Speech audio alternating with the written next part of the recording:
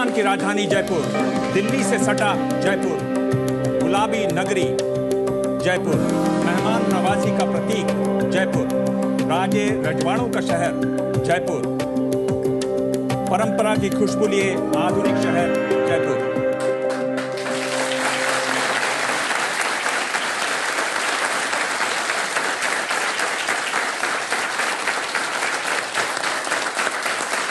मुमकिन है, जज्बा हो तो सब मुमकिन है।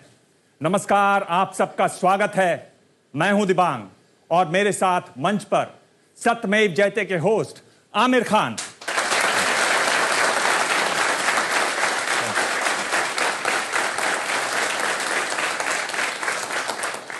टीवी और अखबार में सड़क हादसों में मारे गए लोग, बेखबर अनजान गुमनाम लोग, न जाने कहां जा रहे थे, किसकी उनसे क्या उम्मीद थी।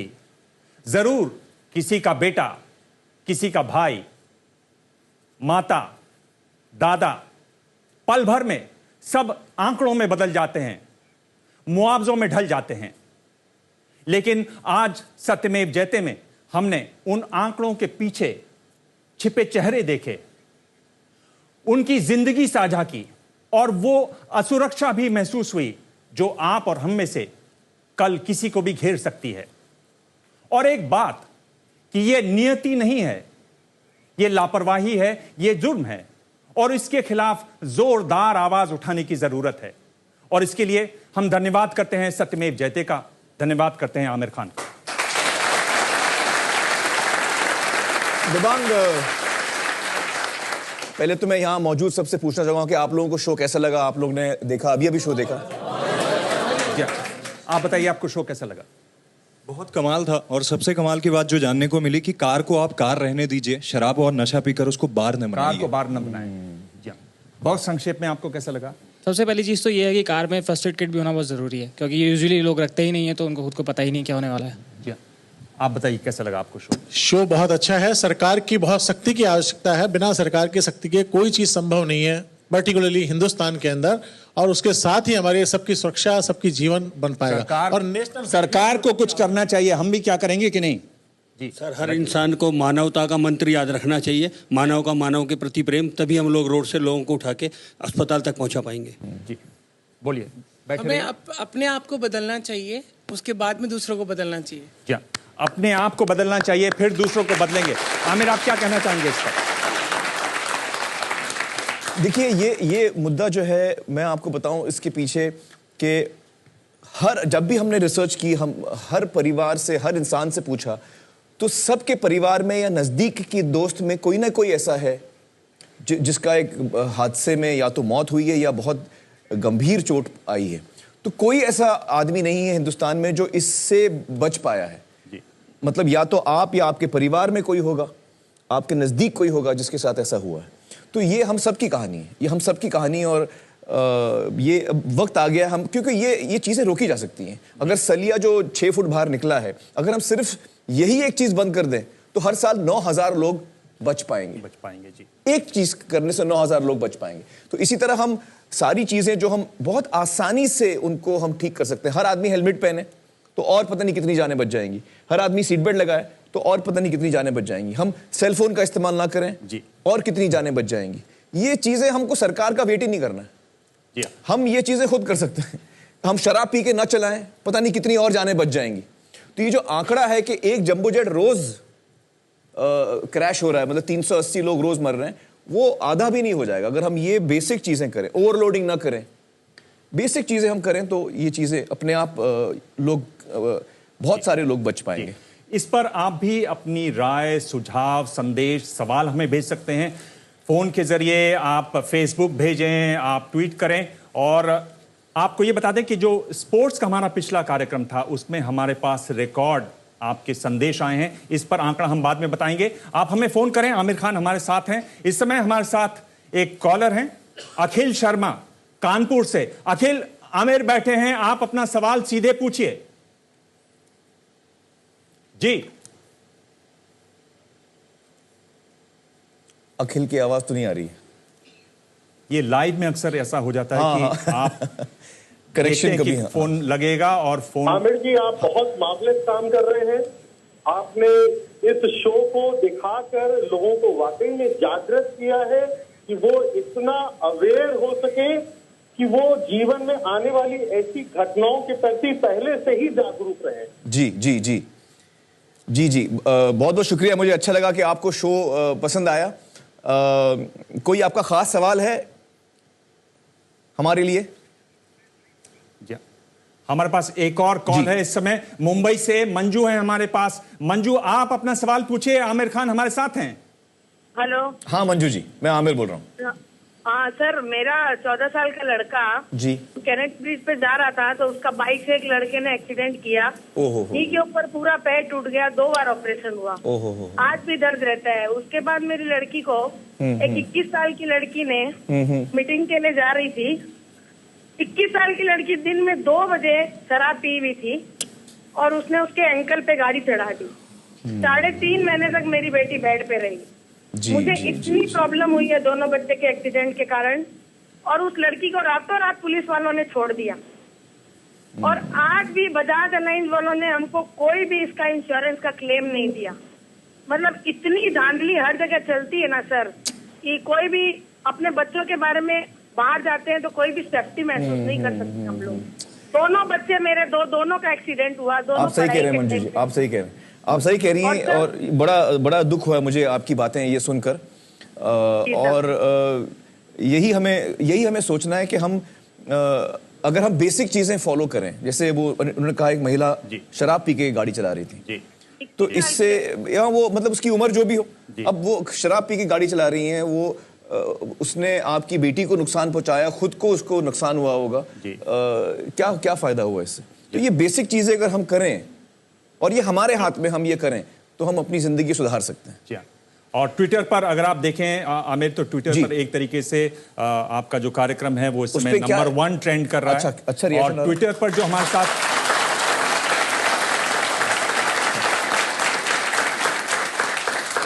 और ये जो नंबर 1 ट्वीट कर रहे हैं, ये इंडिया में नहीं है, ये वर्ल्ड में नंबर 1 ट्वीट, दुनिया भर में आप नंबर 1 है इस तरह। तो ट्विटर हमें कुछ ट्वीट्स पढ़ाइए तो हम उसका भी जवाब दे सकते हैं।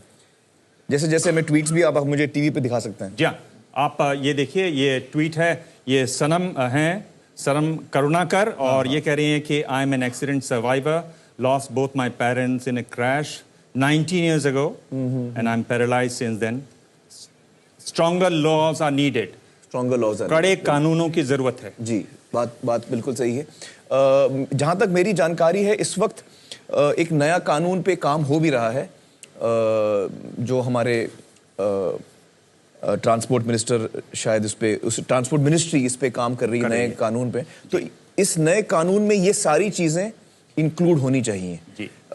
जो हमने हमारे प्रोग्राम में भी दिखाई हैं, जो बेसिक सिंपल चीजें हैं जो हमको इंक्लूड करनी चाहिए इस नए कानून में। जी जी। कानून की तो जरूरत है ही, लेकिन इसमें हमारी जरूरत भी है। मैं अक्सर देखता हूं कि कोई लड़का जो है बाइक पे जा रहा है, उसने हेलमेट पहनी नहीं है जी। अब वो इसलिए पहनता है, उसको आगे पुलिस वाला दिखता है तो वो हेलमेट पहनता है। जी। पुलिस वाले के लिए हेलमेट नहीं पहनो भाई, अपने लिए सेफ्टी के लिए आप हेलमेट पहनो। पुलिस वाले को क्या फायदा होगा आपसे? क्या पिछले दिनों मेरी बात हुई थी जो मंत्री हैं नितिन गडकरी जी, और उन्होंने कहा कि बहुत मजबूत कानून ला रहे हैं जी, और उसमें सजा और फाइन बहुत ज्यादा उन्होंने बढ़ाया है। अच्छा। इस पर हम लोग आगे बात करेंगे। आपको बता दें आमिर कि इस समय हम देश में नंबर 1 और दुनिया भर में ट्रेंड कर रहे हैं। एक और ट्वीट है हमारे पास इस समय, और ये है सिद्धेश भोवे, और ये कह रहे हैं, very few live to tell the consequences of not wearing an helmet, wear a helmet, roads okay please. मुमकिन है हाँ, हेलमेट और हेलमेट तो हम देखते हैं कि जो लड़का चला रहा है वो हेलमेट पहना है, पीछे जो बैठा है वो हेलमेट नहीं पहना है। तो उसका मुझे समझ में नहीं आता मतलब क्या है, कि मतलब पीछे वाले के बारे में वो उसको पड़ी नहीं है या क्या है, उसको कुछ भी हो जाए, मैं तो हेलमेट पहना हूं। और हम लोग चल सकते हैं इस समय दिल्ली, वहां से हमारे साथ एक फोन कॉल है। जी आमिर, आप अपना सवाल पूछिए। अमित शाही इस समय हमारे साथ हैं, आप अपना सवाल पूछिए। आमिर हैं, आपकी आवाज सुन रहे हैं। आमिर, ये बहुत ही अच्छा प्रोग्राम है, मुझे बहुत अच्छा लगा। मैं आपको अपना एक्सपीरियंस शेयर करना चाहता हूँ। कोई सवाल तो नहीं है। I am an accident survivor. Okay. तो आज से करीब 21 साल पहले देर रात कोई 11:30 बजे मेरा एक 2 व्हीलर से एक्सीडेंट हुआ था दिल्ली में नेहरू प्लेस फ्लाईओवर के पास। मैंने हेलमेट पहना हुआ था। अभी अभी एक ट्वीट आया था that very few live to tell the story of surviving with the helmet. Right. तो थैंकफुली मैंने हेलमेट पहना हुआ था जी।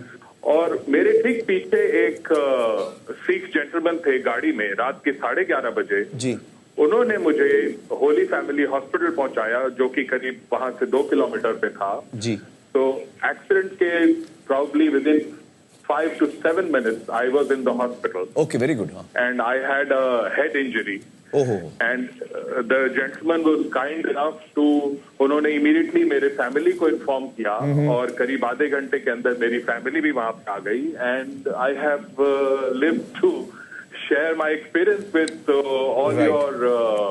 all the people who are watching this show. Right. You know, आपका जो एक्सपीरियंस है, जो आपका अनुभव आपने शेयर किया हमारे साथ, इसमें 2-3 चीजें बहुत खास हैं। एक तो ये कि आप हेलमेट पहने हुए थे इसलिए आप बच गए, ये बहुत इंपॉर्टेंट है। दूसरा ये कि वो शख्स जिसने आपकी मदद की और आप 7-8 मिनट में हॉस्पिटल पहुंच गए, अगर वो शख्स आपकी मदद नहीं करता तो देखिए आपकी जिंदगी में मतलब the fact that he helped you is a very big thing. शायद जिंदगी रहती ही नहीं, क्योंकि उस रात को पूरी रात मेरे एक साथ से बीटिंग हुई। अगर मैं हॉस्पिटल में नहीं पहुंचता टाइम पे तो I would not have survived. You would not survive. So देखिए आपकी कहानी में हमको 2-3 इतनी कमाल की सीख मिली है। एक, हमेशा हेलमेट पहनो। दूसरा, आप कहीं सड़क पे किसी को आप देखते हो कि एक्सीडेंट हुआ है, आपको फौरन रुक के आपको हेल्प करना चाहिए। मैं आपको मेरी अपनी बात बताता हूँ। क्या आपने भी इस पर मदद मैं की? एक दफा जा रहा था, लिंकिंग रोड से जा रहा था मैं, और वहां मैंने देखा कि एक बाइक आई और एक बाइक ने एक ज़ईफ बूढ़े इंसान थे जो मॉर्निंग वॉक पे निकले थे। 6:30 का समय था, बहुत जल्दी सुबह का टाइम था, और मैं जा रहा था एक इंटरव्यू देने के लिए और फिर मेरी फ्लाइट थी। तो मैंने देखा कि वो बाइक जो है इतनी तेज आया, उसने वो बूढ़े इंसान को टक्कर मारी और वो बाइक भी थोड़ी गिरी। और तो मैं उस वक्त जब एक्सीडेंट होता है, जब मैंने अपने आंखों के सामने देखा होते हुए, और बहुत तेज आ रही थी वो बाइक, बहुत जोर से चोट लगी थी उन्हें, तो मुझे एकदम I was shocked, I couldn't react. पहले 10-15 सेकंड तो मैं रिएक्ट ही नहीं कर पाया। मेरा ड्राइवर जो है वो वहां से आगे निकल गया। मैंने बोला, अरे कहाँ जा रहे हो, रुको। मुझे लगा वो गाड़ी रोकेगा, उसने गाड़ी नहीं रोकी, वो भी डर गया कि चलो यहाँ से भागते हैं। तो मैंने मेरे ड्राइवर को बोला, तुम रुको और रिवर्स लो गाड़ी, मुझे उनको हेल्प करना है। तो हम लोग उतरे। मेरे साथ आमतौर पे सिक्योरिटी गाड़ी रहती है हमेशा मेरे साथ। तो हमने उन शख्स को गाड़ी में डाला, सिक्योरिटी गाड़ी में, और मैंने अपने सिक्योरिटी को बोला कि आप फौरन जाइए, इनको अस्पताल ले जाइए। तो वो लोग उनको अस्पताल ले गए। चूंकि मेरा लाइव इंटरव्यू था, मेरी फ्लाइट थी, तो मैं डायरेक्टली अपने इंटरव्यू के लिए चला गया। अनफॉर्चुनेटली वो कुछ दिन जिंदा थे, लेकिन वो नहीं बच पाए क्योंकि उनकी उम्र ज्यादा थी। लेकिन मैं ये कहानी इसलिए बता रहा हूं कि लोगों को डर होता है कि आपने हेल्प किया, फिर आप पुलिस के प्रॉब्लम में आ गए, आप और किसी प्रॉब्लम में आ गए, आपको कोर्ट के चक्कर काट। मुझे ये सब कुछ नहीं करना पड़ा। जो हमारे स्टाफ था उनका स्टेटमेंट लिया गया, पुलिस ने उनका स्टेटमेंट लिया कि क्या क्या हुआ, तो उन्होंने अपना स्टेटमेंट दिया और हमें कोई दिक्कत का सामना नहीं करना पड़ा। इसमें तो ये जो हमने कोशिश की एक आदमी की जान बचाने की, मुझे उनके जो लड़के हैं उन्होंने मुझे एक चिट्ठी लिखी बाद में, कुछ हफ्ते बाद, क्योंकि मैं बाहर चला गया था। उसके बाद जब मैं लौटा तो मैंने चिट्ठी देखी, उनके बेटे ने मुझे खत लिखा था कि आपने मेरे पिताजी को हेल्प की, मैं शुक्रिया अदा करना चाहता हूँ। अनफॉर्चुनेटली वो रहे नहीं अब, क्योंकि हम उनको नहीं बचा पाए, लेकिन उन्होंने मेरा शुक्रिया अदा किया कि हमने फौरन उनको हेल्प किया। तो ये हर इंसान को करना चाहिए, हर इंसान को करना चाहिए। मैं बोलता हूँ आपको 10 सवाल के जवाब देने पड़ेंगे और क्या, लेकिन आपने अगर एक आदमी की लाइफ बचा दी। आप सोचिए, आपका अगर बेटा है, आपकी बेटी है, आपका हस्बैंड है, वो रोड पे पड़ा है और कोई उसको हेल्प नहीं कर रहा है। मैं चाहूंगा कि अगर मेरा बच्चा कल को खुदा ना खास्ता एक्सीडेंट में हो तो सारे लोग उसको हेल्प करें, फौरन उसको हॉस्पिटल पहुंचाएं, उसकी जान बच जाए। तो ये एक दूसरे के लिए हमको करना ही करना है। ये जज्बा होगा तो सब मुमकिन होगा। शुभम शुक्ला इस समय हमारे साथ मौजूद हैं। मैं आपको एक्चुअली एक वीटी दिखाना चाह रहा हूं, एक इंसान की। हम लोग एक्सीडेंट्स में बचाने की बात कर रहे हैं, तो हमने हमारे शो में एक रिसर्च किया था जो हम अपने शो में नहीं रख पाए क्योंकि कभी कभी वक्त की कमी होती है। वो छोटा सा वीटी है, मैं दिखाना चाहूंगा आपको दिवांग जी। हाँ जरूर। इसको प्ले करिए। दिल्ली लखनऊ हाईवे पर गजरौला के पास अक्सर कई दुर्घटनाएं होती हैं और इस हाईवे पर सिपाही की तरह एक इंसान की आंखें गड़ी रहती हैं। इसरार अहमद उर्फ भूरा अपने एम्बुलेंस के साथ इस खतरनाक हाईवे पर हमेशा तैनात रहते हैं और महज 5 मिनट के अंदर भूरा दुर्घटना स्थल पर मदद करने पहुंच जाते हैं। भूरा ने आज तक 800 से ज्यादा दुर्घटनाग्रस्त लोगों को वक्त पर अस्पताल पहुंचाकर उनकी जान बचाई है। अगर टाइमली मरीज आ जाता है और सही समय फर्स्ट एड मिल जाता है, उसको अच्छा मैनेज हो जाता है, उसकी जान बच जाती है। कई बार ऐसा हुआ है। एक्सीडेंट होने आने के बाद जो है इंसान लाचार मजबूर हो जाता है, क्योंकि वहां पे इसका एक्सीडेंट हुआ जहां उसका अपना कोई नहीं है। बेगानों के दर्द को अपना दर्द बनाने वाले भूरा कोई कसर नहीं छोड़ते। भूरे जी जो काम कर रहे हैं ये देशभक्ति का नायाब उदाहरण है। देश के व्यक्तियों की, नागरिकों की सेवा करना और समाज की सेवा करना, यही देशभक्ति है। भूरा अक्सर यही दुआ मांगते हैं कि आज कोई एक्सीडेंट ना हो और अगर हो तो वो समय पर वहां पहुंच जाएं। भूरा के लिए हर जख्मी जरूरतमंद इंसान उनका परिवार है। जब तक मैं जिंदा हूँ ये एम्बुलेंस चलाता रहूंगा गजरौला हाईवे पे। जब तक मेरे अंदर जान है थोड़ी सी तो मैं इस काम को ही करूंगा।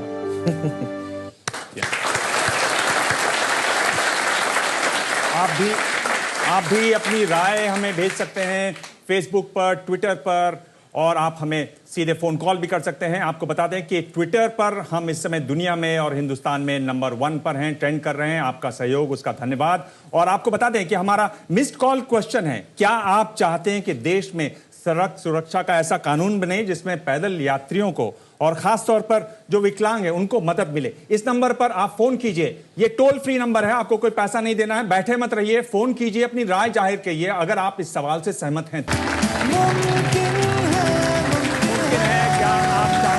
देश में कड़ा कानून बने सड़क सुरक्षा के लिए? आप हमें मिस्ड कॉल कर सकते हैं। और देश में और दुनिया में ट्विटर पर इस समय हम नंबर 1 ट्रेंड कर रहे हैं। आप लगातार अपने संदेश भेजते रहें, आप फोन करते रहें। आमिर खान हमारे साथ हैं, वो आपके सवालों का जवाब देंगे। जयपुर के यहाँ काफी लोग हैं हमारे साथ और वो पूछना चाहते हैं सवाल। आमिर जी, आप अपना नाम बताइए पहले और सवाल पूछिए।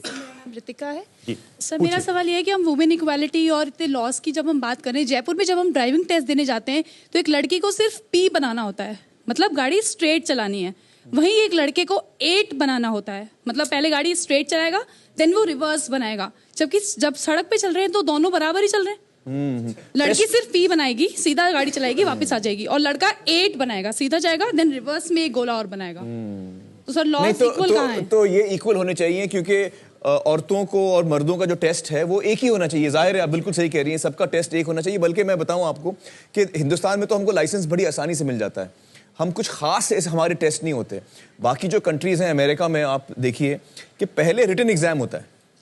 अगर लिखित एग्जाम आपने पास नहीं किया तो आपको प्रैक्टिकल का तो वो टेस्ट देने का मौका ही नहीं मिलता है। लोगों को 2-2, 3-3 साल लग जाते हैं, तब जाके उनको लाइसेंस मिलता है। जब उनको लाइसेंस मिलता है वो पार्टी थ्रो करते हैं कि भैया मुझे लाइसेंस मिल गया।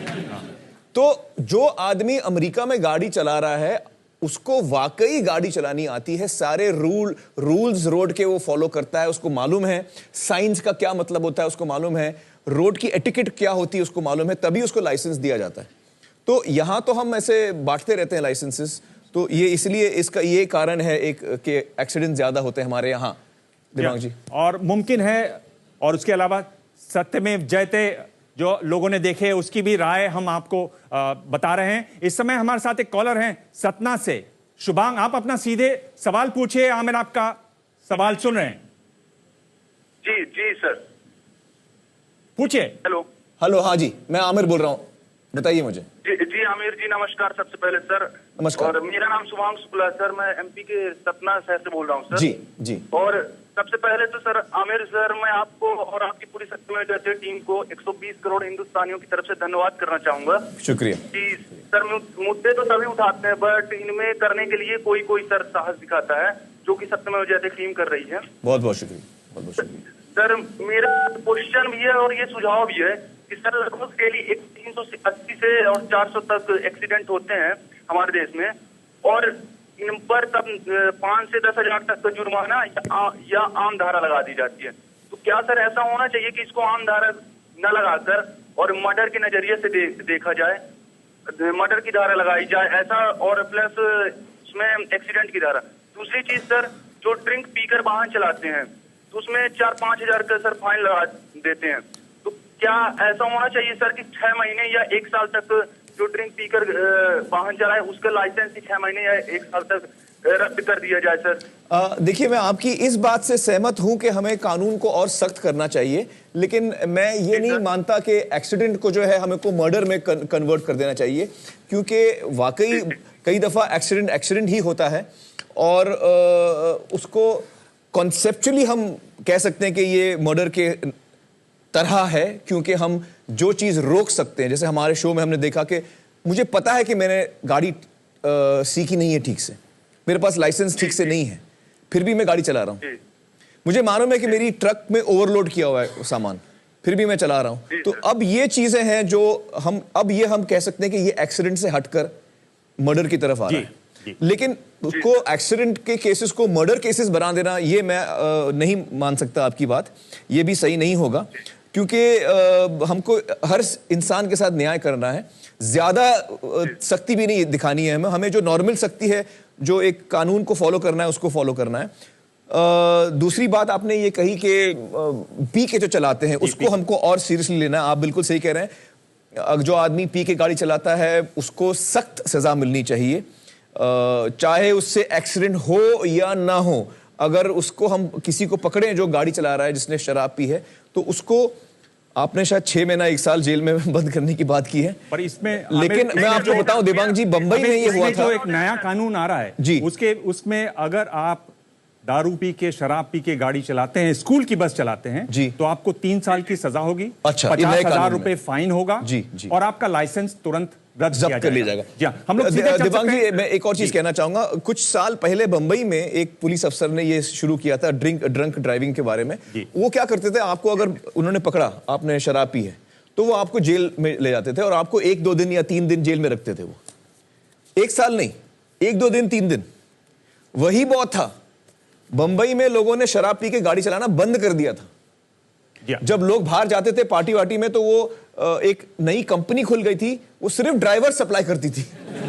मतलब एक नया बिजनेस शुरू हो गया था बंबई में, कि आप सोचिए जब एनफोर्समेंट सीरियस होता है तो वो करके दिखा सकते हैं। बंबई में लोगों ने, मुझे याद है, शराब पी के चलाना बंद कर दिया था। आमिर, मैं बता दूं, आप भी गए होंगे पहाड़ों पर, बॉर्डर रोड ऑर्गेनाइजेशन है आर्मी की जी, उनके स्लोगन्स आप देखिए जगह जगह लगे रहते हैं जी। तो एक स्लोगन मुझे बहुत याद है, और हर पहाड़ों में जब आप जाएं ड्राइव करें तो आपको मिलेगा, और वो होता है after whisky driving risky.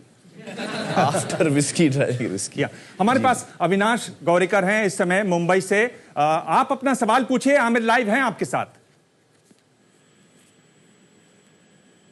Avinash गौरेकर जी, अविनाश सवाल पूछें। हेलो आमिर, अभी हाँ, ये तो मेरे दोस्त है अविनाश गौरेकर। हाय अभी, व्हाट्स अप? आमिर, ये जो आपका प्रोग्राम है, मैं बार बार यही कहना चाहूंगा कि ये वेकअप कॉल है हम सबके लिए।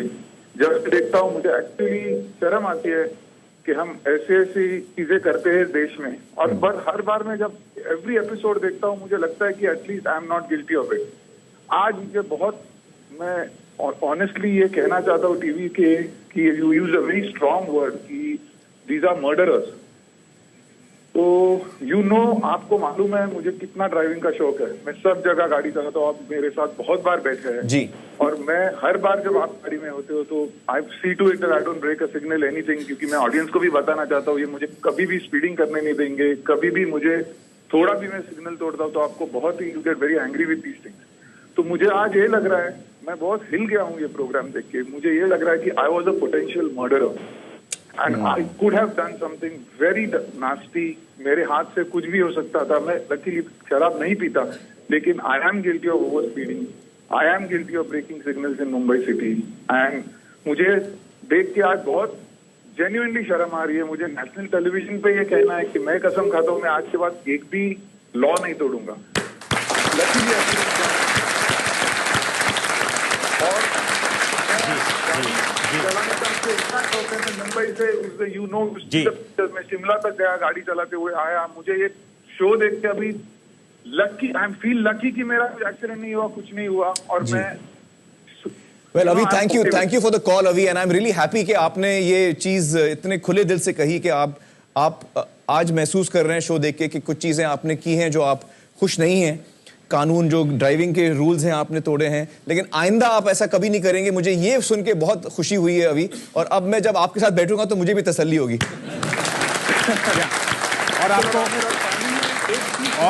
और आपको बता दूं कि आमिर सुबह ही बता रहे थे कि वो अपने दोस्तों को ही नहीं तेज चलाने, खुद भी जब चलाते हैं तो कभी मैं तो बड़ा आपने कहा कि बहुत सेफ चलाते हैं, मैं बड़ा सेफ ड्राइवर, स्पीडिंग नहीं करते, कभी लाइट जंप नहीं करते। तो इस बात के लिए भी तालियां होनी चाहिए क्योंकि एक ड्राइवर हैं जो सेफ चलाते हैं हमारे साथ। और हम लोग जी धन्यवाद आपका। हम लोग सीधे चल सकते हैं इस समय सिरसा, सत्यमेव जयते, वहां लोगों ने देखा, सुनते हैं उनकी राय। भी ज्यादा एक्सीडेंट हो रहे हैं ट्रक की वजह से हो रहे हैं। ट्रक ड्राइवरों को जब भी ये लाइसेंस दें उनको एजुकेटेड करना चाहिए कि उनके रूल बताने चाहिए उनको। मेरी कजन, मेरी सिस्टर इन लॉ यूनिवर्सिटी से वो और उसकी फ्रेंड पढ़ के आ रहे थे बाहर, और ओवरटेकिंग की वजह से उनका एक्सीडेंट हो गया और मौके पे ही उनकी मौत हो गई। और ये सब ट्रक ड्राइवरों की वजह से ही होता है ज्यादा। कि ये शो इतना बढ़िया है कि इसके बाद जो लोगों के मन में जागरूकता और लोगों के मन में जो उन विषयों को लेकर इंसाइट होती है, वो एक, मैं ये कहता हूं कि इस तरीके के शो हर तरह से हर साल और हर समय चलते रहने चाहिए।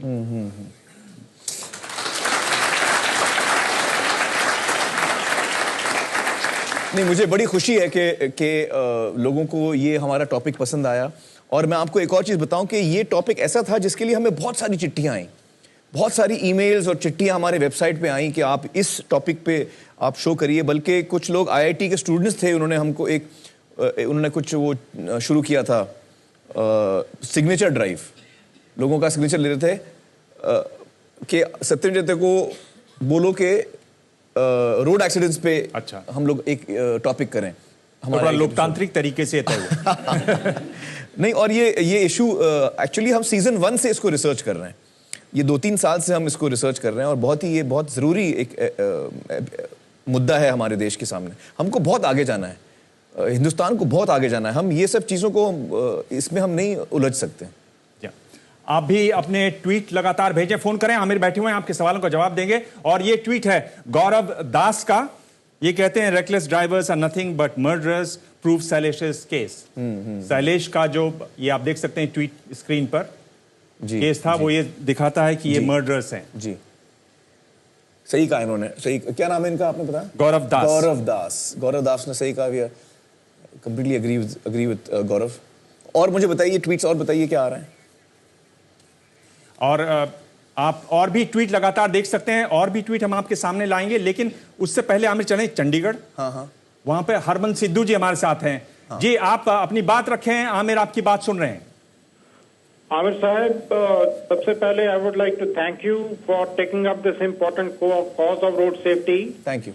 मेरे को इस चीज की इम्पोर्टेंस 18 साल पहले पता लगी, जब हमारी कार पहाड़ से नीचे गिर गई और मेरे नेक लेवल पे स्पाइनल इंजरी हो गई।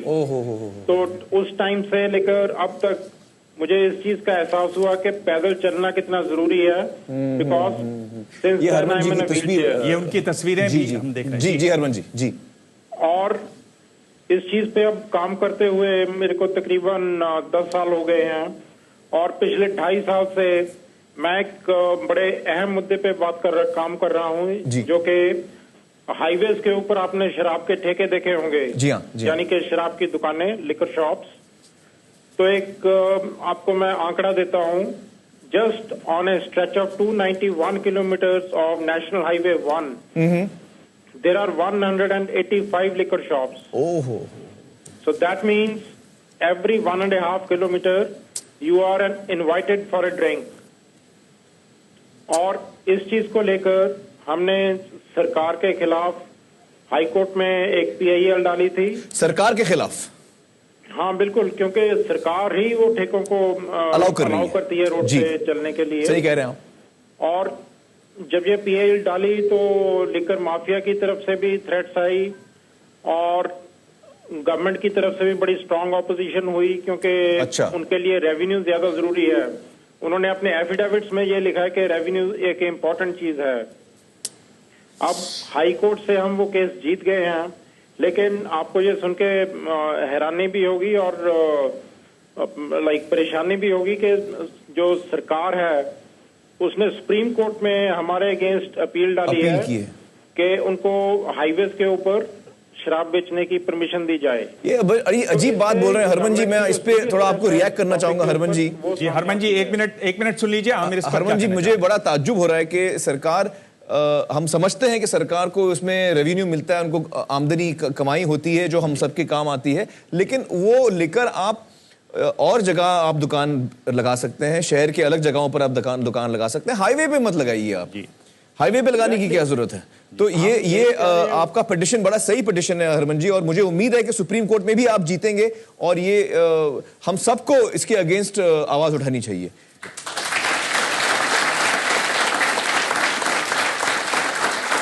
और इस समय एक ट्वीट देखते हैं, रेशमा फाटरपेकर का ट्वीट है, कह रहे हैं #roads okay please, only the people who lose their loved ones will know how impacting it is, why can't we be more responsible? एक अमर ये बात है कि हमारे जानने वाले नहीं थे, अपने नहीं थे, तो हमको कुछ फर्क नहीं पड़ता, मुंह फिर लेते नहीं।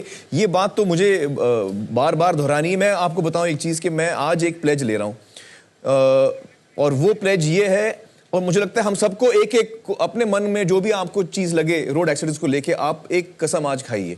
मैं कसम ये खा रहा हूं क्योंकि मैं तो रूल वैसे भी कोई तोड़ता नहीं हूं, तो आज के बाद मैं हेलमेट पहनूंगा, आज के बाद मैं सीट बेल्ट पहनूंगा, उस किस्म की कसम मुझे लेने की जरूरत नहीं है। आज के बाद मैं सिग्नल नहीं तोड़ूंगा, ऐसे कसम मुझे लेने की जरूरत नहीं, मैं वैसे भी नहीं करता। मैं कसम लेता हूं कि आज के बाद जब भी कभी अगर खुदा ना खास्ता मैं किसी को इंजर्ड देखूंगा रोड पे एक्सीडेंट के बाद, मैं फौरन हर काम छोड़ के मैं पहले उसको हेल्प करूंगा। ये कसम मैं लेता हूं, और मैं चाहूंगा कि हम सब इस किस्म का एक आप कसम लें। अगर आप बाइक राइडर हैं और आज तक आप हेलमेट नहीं पहनते, आपको लगता है यार हेलमेट मैं क्यों पहनूं, तो हेलमेट पहनेंगे, तो आप ये कसम लीजिए कि आप हेलमेट पहनिए, आपके परिवार के लिए, अपने लिए। आप ये ना, पुलिस के लिए नहीं। गाड़ी में बच्चे हों तो उनको सीट बेल्ट जरूर लगाइए, बच्चों को सीट बेल्ट लगाइए, बुजुर्ग हों तो उनके लिए सीट बेल्ट जरूर लगाइए, और रोड पे आप जाएं तो आप रूल्स को फॉलो करिए। जो भी आपको कसम लेनी है जिसमें कि आपका भी इस मुद्दे पर योगदान हो सकता है। इसमें आमिर करीब 4-5 लोगों को मैं एक ज़माने में अपनी गाड़ी में ले जा चुका हूँ हॉस्पिटल में, और पहली बार मुझे एहसास हुआ कि जब आदमी बेहोश हो जाता है जी, कितना मुश्किल होता है उसको उठाना, और खासतौर पर गाड़ी में अंदर लाना। जी जी जी तो जी। पहली बार जब मैंने उठाया, खून में नहाया हुआ था ये, और मैंने सोचा कि ये खत्म हो गया, रेड लाइट लगी हुई थी, अचानक उसका हाथ हिला, मैंने कहा जिंदा है। और मैंने कहा कि अगर ये जिंदा है तो इसके लिए मुझे कुछ करना। वो एक छोटा सा क्षण होता है जब आप तय करते हैं कि आगे जाऊं या रुक जाऊं। नहीं, हाँ। मैं रुक गया, मैंने कोशिश की, उठाना भारी था। वो तो 2 लोग माली थे, 2। मैंने कहा भैया आइए, साइकिल हेल्प किया उन्होंने हेल्प किया हॉस्पिटल। उसके बाद 4-5 बार मैं इसको कर चुका हूं। तो मेरा तो आप बचा पाए इन लोगों को? जी बचा पाए, और उनका अभी तक SMS आते हैं हर साल, हैप्पी न्यू ईयर, उसके इस तरह के SMS भेजते हैं कि मैं आपको नया साल मुबारक हो, नया साल मुबारक। तो साल भर में एक बार उनसे बातचीत हो जाती है। जी जी। तो आप भी लगातार हमें ट्वीट करिए, हमें आप देखें तो आप चेक करें। इस समय हिंदुस्तान में, दुनिया में नंबर 1 हम ट्रेंड कर रहे हैं, और ये मिस्ड कॉल का सवाल है, क्या कड़े कानून बनाने चाहिए? जवाब जाहिर है हाँ है। अगर हाँ है तो आप फोन कीजिए, नंबर लगाइए, ये टोल फ्री नंबर है, आपको सिर्फ एक मिस्ड कॉल करनी है और आपकी बात उसमें रजिस्टर हो जाएगी। जब आप ये जज्बा दिखाएंगे तभी आप कुछ मुमकिन कर पाएंगे। जज्बा हो तो सब मुमकिन है, कोशिश हो तो सब मुमकिन है। इस समय हम सीधे चलते हैं दिल्ली, हमारे साथ मौजूद हैं खेल मंत्री। बात करेंगे हमारा जो पिछला एपिसोड था खेल का, उसका क्या असर हुआ। आपने इस बारे में, सोनोवाल जी ट्वीट किया, आपने क्या लगा आपको, क्या देखा आपने इस शो में जो आपको लगा कि इस पर ट्वीट करना चाहिए? सबसे पहले मैं आमिर खान जी को बहुत बहुत धन्यवाद देना चाहता हूं। उन्होंने बहुत एक बड़ा कदम उठाया है, और साथ साथ में स्टार प्लस और ABP न्यूज को भी मैं धन्यवाद देना चाहता हूं, क्योंकि आज खेल को प्रमोट करने के लिए आप लोगों ने जो कदम उठाया है, इन पर सारे देश में एक पॉजिटिव बहुत इंप्रेशन खड़ा हुआ है। तो हमें कोशिश रहेंगे कि अगले दिनों में मंत्री जी मैं आपको बीच में रोक रहा हूं। मैं अगर आपसे पूछूं कि आपकी कोशिश, अगर आप मुझे 2 कोशिशें बता दें जो आप आने वाले दिनों में तुरंत करने वाले हैं, केवल 2 कोशिशें। हम ऐसा है कि हमारे मंत्रालय की तरफ से जो स्कीम लिया गया है, खास करके 8 साल और 12 साल इनके बीच के जो हमारे बच्चे होंगे उनको मतलब खेल के दुनिया में आगे ले जाने के लिए हम लोगों ने national sports talent search scheme हम लागू करने जा रहा है। कब से? और सारे देश में इनमें खास करके हमारा जो विद्यार्थी है कम उम्र का, उनको तैयार किया जाएगा अगले दिनों के लिए। नहीं, ये कब लागू होगा? क्योंकि मंत्री जी आप जानते हैं कि ये कब से लागू होगा? मंत्री जी कब से लागू होगा? ये अगले साल से लागू होगा। अच्छा अच्छा। दूसरी बात मंत्री जी, मेरा एक आपसे सुझाव है कि अगर किसी तरह हम जो हमारे स्कूल्स हैं उसमें जो मेन करिकुलम है, not extra curricular, main curriculum में अगर हम स्पोर्ट्स को इंक्लूड करेंगे तो हमारे बच्चों की जो परवरिश है वो बेहतर होगी, वो जिंदगी के लिए बेहतर तरीके से तैयार होंगे। तो इसमें अगर आप कुछ योगदान कर पाए तो बड़ा अच्छा होगा। जरूर हम कोशिश करेंगे। I will take up this issue with the ministry of SRD also, because this is a very important suggestion came out from the different parts of the country जी। Like out of this discussion also, this has come out as a result and for the future, course of action. So definitely we'll have to put our best possible effort to make sports as a compulsory subject. Right. Thank you so much.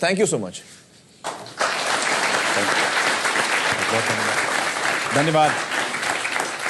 Aamir, आपको क्या लगता है कि ये देखिए, मुझे खुशी है इस बात की कि हमारे जो स्पोर्ट्स मंत्री हैं उन्होंने शो देखा और शो देख के उन्होंने फौरन ट्वीट किया, तो उनका जज्बा तो है कि उनको सही काम करना है और हम अब उनसे उम्मीद रखते हैं कि वो सही कदम उठाएंगे और स्पोर्ट्स को वाकई उस मंजिल तक पहुंचा पाएंगे जहां उसको पहुंचना चाहिए। तो हम उम्मीद रखते हैं उनसे कि वो सही कदम उठाएंगे, कोशिश करेंगे। पर आमिर, आपको क्या लग रहा है कि कहीं ये भाव है कि जब स्पोर्ट्स की बात होती है तो लोग सोचते हैं कि भाई मेडल जीतना चाहिए और कुछ बड़ा करना चाहिए तभी स्पोर्ट्स है, वरना हाँ, ये सोच से मैं वाकिफ नहीं हूँ, मतलब ये इस सोच से मैं सहमत नहीं हूँ, सॉरी, क्योंकि मुझे लगता है कि स्पोर्ट्स हमको खेलना चाहिए क्योंकि हमें उससे खुशी मिलती है, मज़ा आता है। मेडल जीतूं इसलिए मैं खेलूं या मेरे बच्चे मेडल्स जीते, हिंदुस्तान के बच्चे मेडल्स जीते इसलिए हम स्पोर्ट्स को बढ़ावा दें, नहीं। स्पोर्ट्स को हमें बढ़ावा इसलिए देना है ताकि हमारे बच्चे खुश हों, हमारे बच्चों का जीवन अच्छा हो, वो सही तरीके से जिंदगी के लिए तैयार हों। फिर भले वो आगे जाके स्पोर्ट्स में जाएं ना जाएं वो अलग बात है, उससे मेडल्स भी आएंगी, इसकी वजह से मेडल्स भी आएंगी अपने आप, लेकिन that's not the reason why medals के पीछे मुझे इतना इंटरेस्ट नहीं है। बच्चों का भविष्य में मुझे इंटरेस्ट है। तो आई होप कि हमारे जो मंत्री हैं वो सही कदम उठाएंगे, हमें उम्मीद है उनसे जी। और आपकी जो बात है लगता है कि वो देश की भी बात है, क्योंकि आप ट्वीट्स देखें तो मेरे पास जो आंकड़े मैं आंकड़े पढ़ के बता रहा हूं, ये पिछले एपिसोड के स्पोर्ट्स पिछले एपिसोड्स में जो ट्वीट्स के इंप्रेशंस हैं वो 42 करोड़ 70 लाख हैं, जो अपने आप में एक नया रिकॉर्ड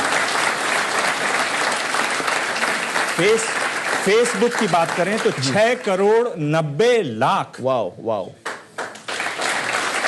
और मिस्ड कॉल्स की बात करें, मिस्ड कॉल जो सवाल आपने पूछा था, करीब 26 लाख मिस्ड कॉल।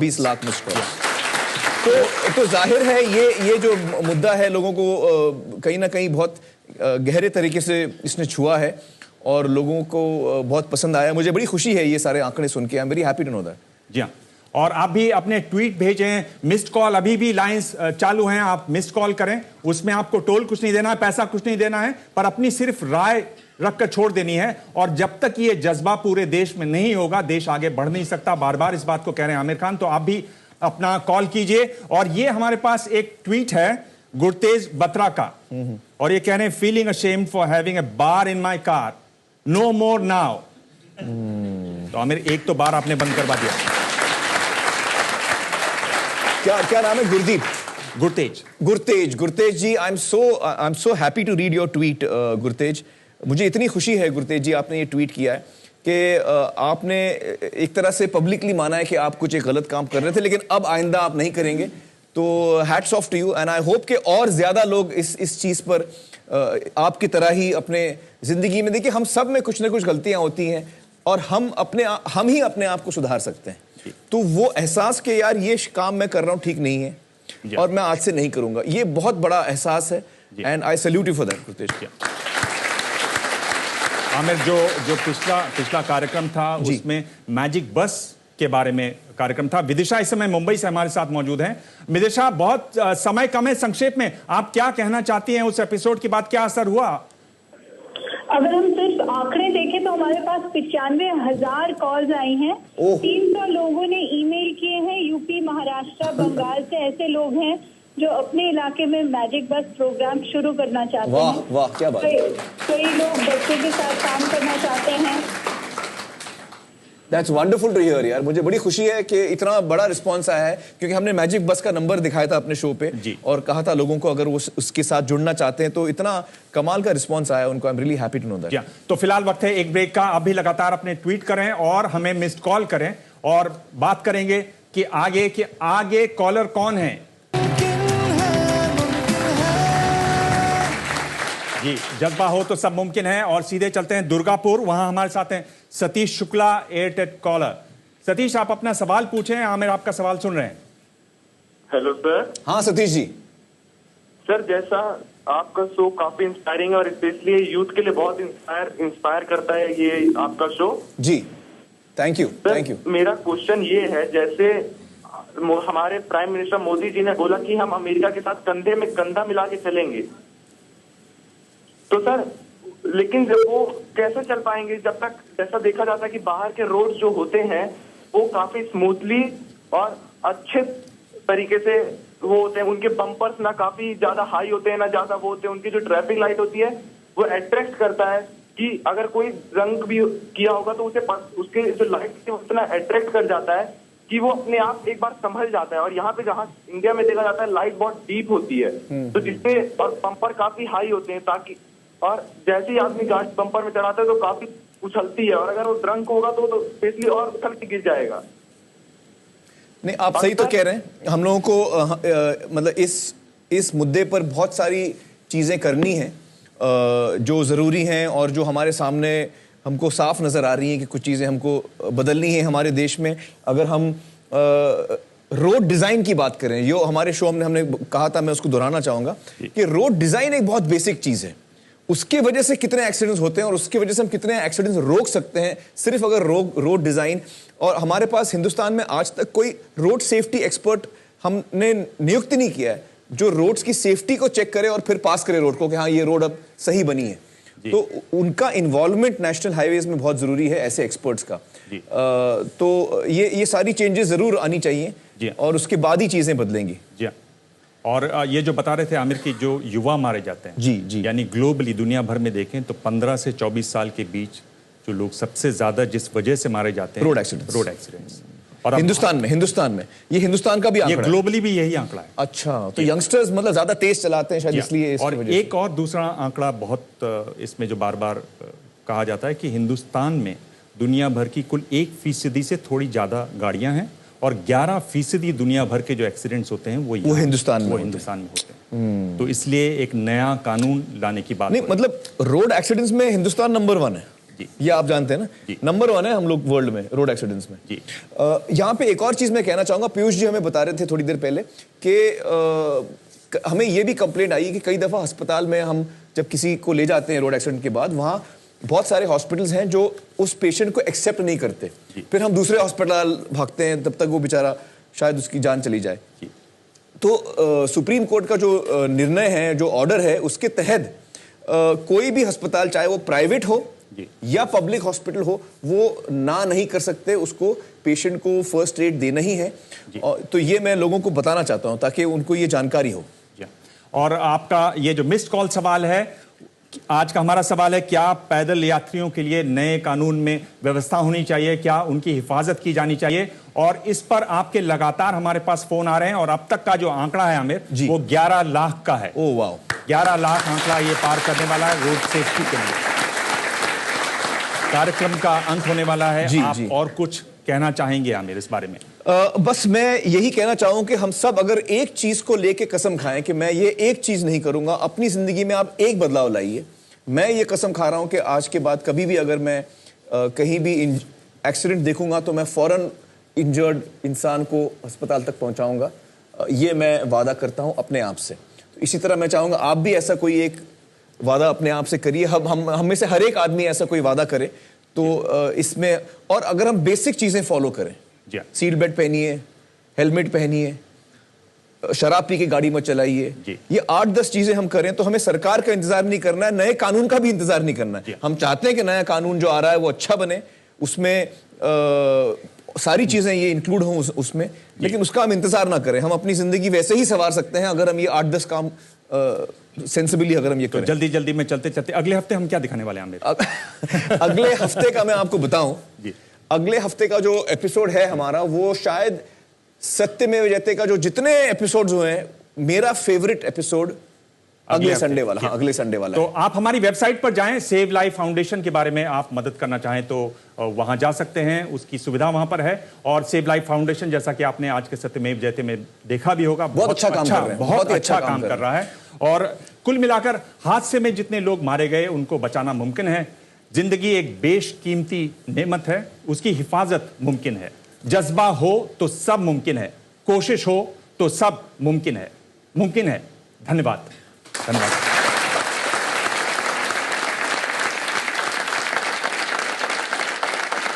मुमकिन है।